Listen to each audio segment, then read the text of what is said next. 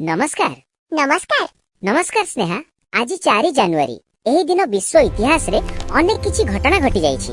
हाँ आरब 1907 मसीहा रे आजिर दिन रे न्यूजीलैंड ब्रिटिश साम्राज्य रु अलगा होई डोमिनियन मान्यता पाइथिला।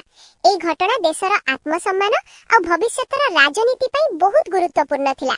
आधुनिक समय रे कहिबाकू गले विश्वर सर्वोच्च अट्टालिका बुर्ज खलीफार निर्माण कार्यर प्रारंभिक पर्याय आजिर समय पाखापाखि आरंभ होइथिला।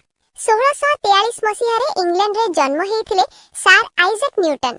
हाँ आरब सेई न्यूटन जे गति नियम, गुरुत्व आकर्षण सिद्धांत आउ आधुनिक विज्ञानर आविष्कार करिथिले।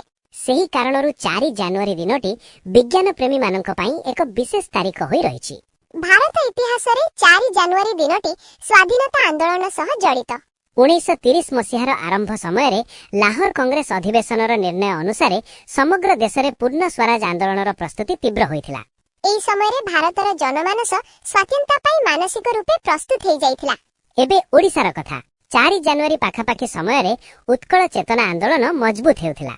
ओडिया भाषा, स्वशासन आ पृथक परिचय पई उत्कल सम्मेलनीर नेता आ बुद्धिजीवी मानकर चर्चा आलोचना सभा तीव्र हेइथिला। एही विचारधारारू परे ओडिसा राज्य गठनर बाट स्पष्ट होइथिला। तेबे श्रोता मित्र माने 4 जनवरी खाली एक तारीख नुहे, एहा विज्ञान, स्वतंत्रता आ परिचयर कहानी बहन करे।